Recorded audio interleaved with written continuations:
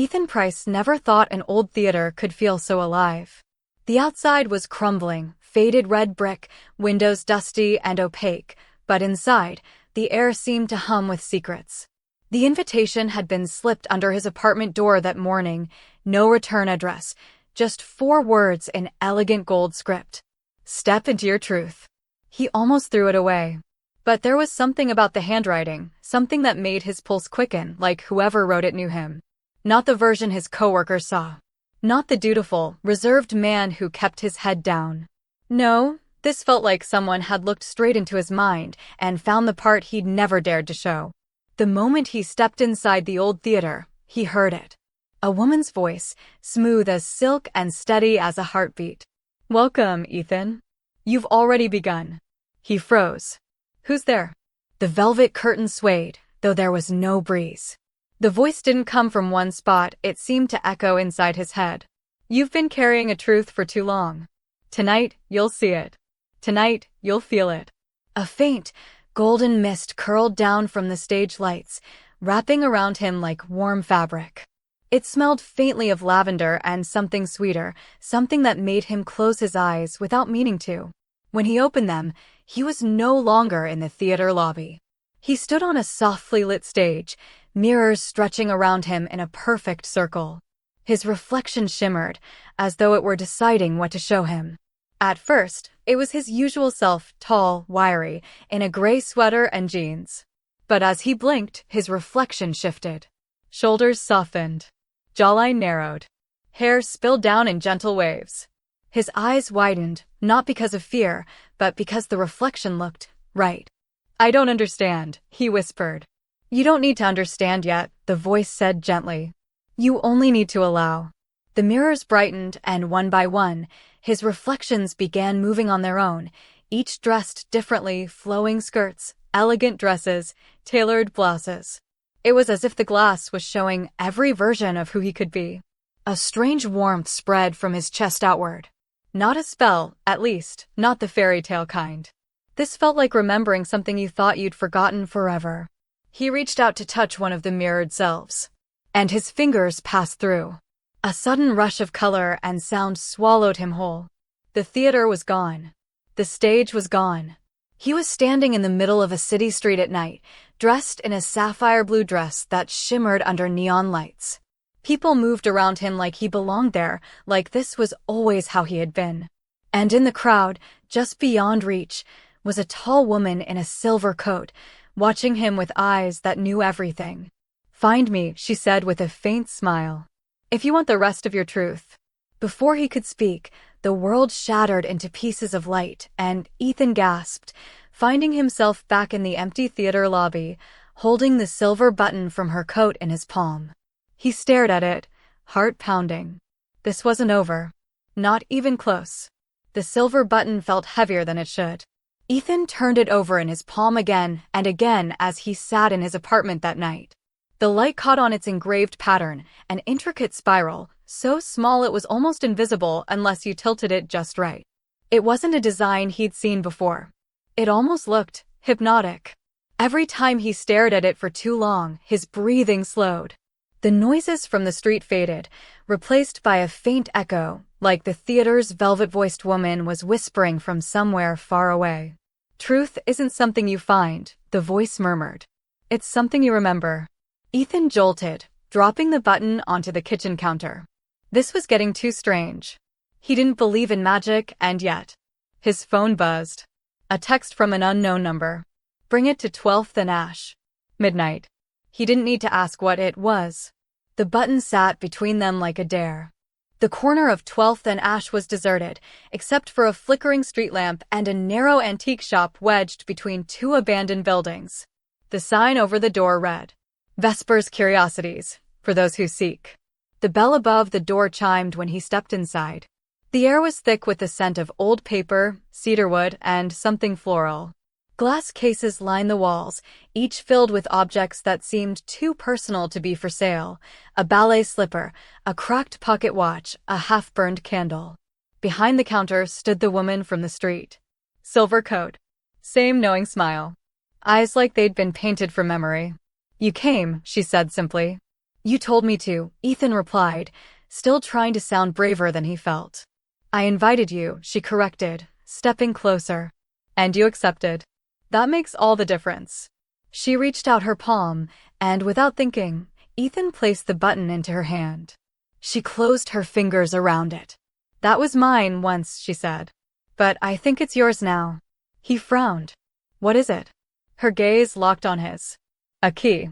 But not to a door. She stepped aside, revealing a tall, gilt-framed mirror at the back of the shop. Its glass wasn't flat, it rippled faintly, like the surface of a pond. Ethan's stomach tightened. He remembered the mirrors in the theater, how they'd shown him versions of himself that shouldn't have been possible. Go on, she said, gesturing toward it. It will show you what you've hidden from yourself. But remember, truth can't be unseen. He stepped up to the mirror. At first, it reflected him exactly as he was, disheveled, in his black jacket, sneakers scuffed. Then the ripples deepened, and the reflection began to shift. His face softened. The angles became curves. His hair lengthened in glossy strands. His clothes melted into a soft, rose-colored blouse and skirt. The reflection smiled, and this time, it was him who felt like the imposter. He touched the glass.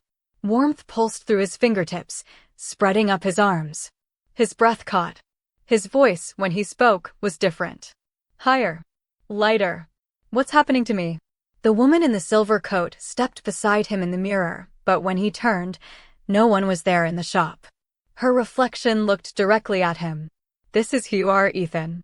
Or, perhaps, who you were meant to be.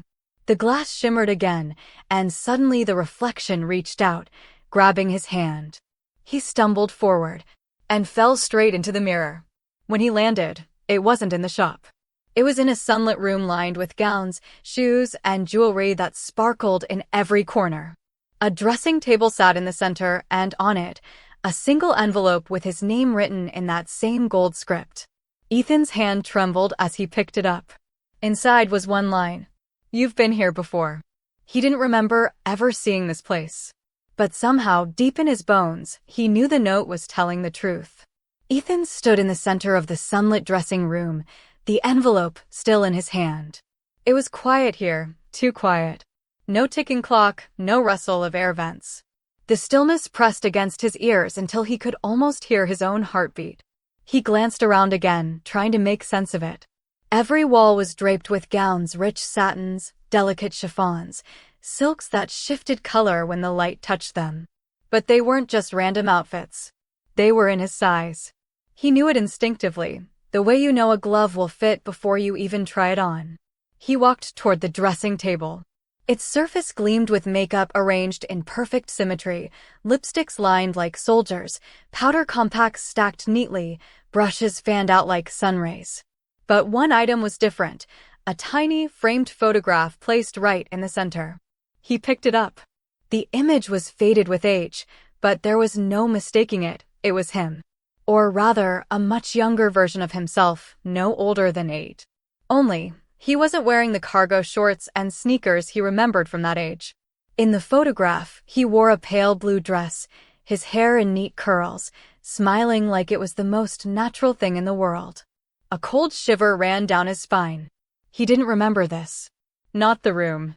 Not the dress. Not the smile. A soft knock broke the silence. He turned, and there she was. The woman in the silver coat. Standing in the doorway as though she'd been there all along. You kept it, she said, nodding toward the photograph. Ethan's voice cracked. Kept what? I don't even remember this. Her gaze softened, but there was something guarded in her eyes. That's because someone took the memory from you. What are you talking about? She stepped into the room, her heels silent on the plush carpet. When you were a child, you spent time here. This was your place, your sanctuary. But there were people in your life who didn't want you to remember it. People who believed they knew better than you who you were meant to be. Ethan's breath quickened. My parents. The woman didn't answer directly. Instead, she reached into her coat and pulled out a small, leather-bound notebook. The cover was worn smooth, but the clasp was intact. She handed it to him. Open it, she said. The moment his fingers touched the clasp, a flicker of warmth shot up his arm, followed by a rush of images too fast to make sense of. A child's laughter. The swish of fabric. Someone's hands braiding his hair. The smell of lavender and cinnamon. When he blinked, he realized he was holding the notebook open to the first page. Written in neat handwriting was a single phrase. For Eden. So you never forget who you are. Ethan stared at the name. Eden. The woman tilted her head. Does it feel familiar? Something in his chest tightened. He didn't know the name, but hearing it sent a strange wave of warmth and fear through him. That's not my name, he said finally. Her eyes held his. Not anymore. Before he could demand an explanation, the air in the room seemed to shift. The sunlight dimmed, as though a cloud had passed over it, but there were no windows here. A low hum vibrated through the floor. They've found us, the woman murmured. Who? Ethan asked. Instead of answering, she moved swiftly to the mirror at the far wall. The surface was no longer reflective, it shimmered like molten silver. She grabbed his hand. If you want answers, you'll have to trust me. He hesitated. The hum grew louder, like footsteps, or was it a heartbeat? The edges of the room began to blur, as if it were melting away. Ethan. Her voice was urgent now. Choose, stay here and lose everything again, or come with me and remember it all. He stepped forward. The moment his foot touched the mirror's surface, it swallowed him whole. The last thing he saw before the silver closed over them was the photograph on the dressing table, and the child in the blue dress smiling back at him. The sensation of falling ended with a soft thump. Ethan opened his eyes and found himself lying in grass, cool, freshly cut, and smelling faintly of summer rain. Above him, the sky was a clear, cloudless blue. He sat up quickly. The world around him was familiar. Rows of houses lined a quiet suburban street. There was the old maple tree with the crooked branch. And there, across the road, was the pale yellow house with green shutters where he'd grown up. No, he whispered. It couldn't be. That house had been repainted years ago. And the maple tree? It had been cut down when he was in college. Recognize it? The voice came from behind him. The woman in the silver coat stood at the edge of the grass, her hands tucked casually in her pockets. This is my neighborhood, Ethan said, his pulse quickening. But it's... She nodded. 20 years ago. Before he could speak again, the sound of laughter carried on the breeze. He turned toward the sound and froze. A child was running down the sidewalk, barefoot, the hem of a pale blue dress brushing their knees.